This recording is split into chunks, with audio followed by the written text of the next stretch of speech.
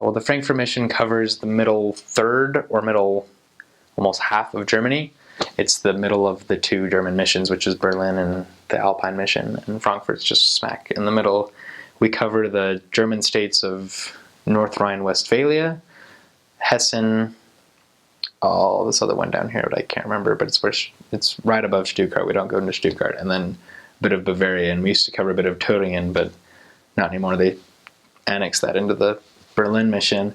And I guess it's decently okay. There's a lot more people in the Frankfurt more central area because there's a lot of people that are part of the church offices in Europe, as well as just a lot of members in Frankfurt. They probably had the most. And then we also have a lot of actually American army bases where missionaries will serve in English-speaking areas. It's really interesting because sometimes they'll separate it into English or German-speaking areas just for that part. And you usually won't stay in an English area your whole mission, but it's just interesting seeing the difference between the church through Americans and the church through Germans. It's the same gospel, the same truth, but it's interesting how they both go about it. Religiously, the more south you go, the more Catholics you'll find. Probably the more north you go, the more I guess less religious people. And a lot of people are either born Catholic or Lutheran, Protestant. But a lot of people are usually around this. A lot of the people don't really practice as much as they used to. But it's mostly the younger generation that was really more interested in the gospel because it was something new, something that they were actually willing to listen to, and learn about. Yeah, we've tried English classes before, and depending on what area you're in, sometimes it was better, sometimes it wasn't. And it was kind of a good way just to kind of find the people that were interested in learning English. And sometimes you could take them aside and ask them if they wanted to learn a little bit more about what we were doing as missionaries, what our church actually believed in. We actually had one area where we played basketball every Friday night. I don't always recommend that because sometimes people just get more caught up in the basketball.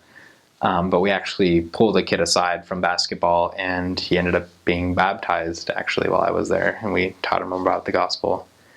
Kind of a funny thing about church history, apparently there was one building in Germany that they were building. It was in Dortmund, which is a stake up in the kind of middle. And when they were building the church back in the day, they said that they were trying to build this one specific, I think it was a chimney, and it had to be done at a certain time. And for most of the duration of the building, these three strange men appeared and helped out, and then they'd always leave. And then they'd always come back and help like the next day, and then they leave again, and no one ever knew who they were. So, all the German members are just saying that it's probably the three Nephites, and it was just kind of a cool little thing that someone brought up one day. Well, depending on where you are, there's anywhere, I think the smallest branch, I didn't serve there, but I'd heard about it, had, I think, somewhere between 6 to 10 actually active members. It was pretty small, and I heard most of them are actually women, and so they had a lot of missionaries, usually senior missionaries that would actually act as the branch president and as the counselors and stuff. And then there was anywhere from that to about, some of the American wards were anywhere between, 100, 200 people, which was pretty impressive. And then anywhere in the middle, a few wards I served in were anywhere between 80 to 90 active people actually attending church. Granted, in one area we served in, I served in with a guy, with a companion, but it was in Cologne, and there was we had probably about 24 pages on our ward list, but only about probably a total of 1 or 2 pages actually came to church. And so our job was trying to find out all the people that were actually still there, all the inactives. So usually have a decent active rate, but there's also a lot of inactives that just, for any reason, whether they're too far away from the church, health-wise, or maybe they've just kind of lost interest, or they've been offended in some way, they don't always come to church. So a lot of the time in Germany, people would just say they'd say, oh, die Mormonen mit Weiberei, which just means, oh, the Mormons, they have a lot of wives. They have polygamy and stuff.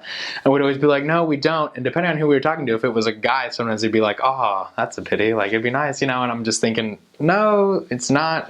I'm glad if I could only deal with one woman personally, but that was one. And sometimes they'd be like, oh, you don't drink, or you don't. There's actually this one time we were helping out for this 5K at a university, me and my companion, and people were asking us, we said, oh, we're from America, it's me and him, we're here for about 2 years, and the guy says, oh, that's funny, you guys sound a lot like the Mormons. And then I said, well, we are Mormons.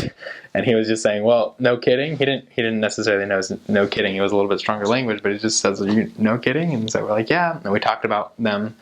we told them we don't drink coffee, and they said, well, I can understand that. Coffee's kind of unhealthy. Like, I like it, but I can see why. And then we'd say, well, we don't drink beer.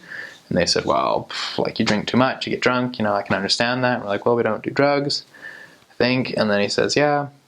And he said, we don't have sex before marriage. And they all just stood there flabbergasted, and they said, what? Like, how do you do that? How do you live? And we're just saying, well, we know it's right, and we know that that's something that we kind of keep within matrimony. And for them, it just blew their minds, which was interesting. And sometimes people remembered that we also didn't do caffeine. Some people thought we were Amish. Some people, which was funny, because usually I was on, like, we'd always make the joke, they'd ask, are you Amish? And you turn around, you're on your cell phone, you're like, what? Because we had cell phones in my mission, but we were either the Amish or polygamous for the most part. So I started my mission in Herne, a little town over by Dortmund, and then I went to Offenbach, which is right next to Frankfurt, and then I went from there to Frankfurt, and then from Frankfurt up to Cologne, which is a pretty big city. And then from Cologne I went to Ansbach, which is down by Nuremberg, really pretty. And then I went to Nuremberg, and Nuremberg was way pretty. So I served from August 2013 until August 2015.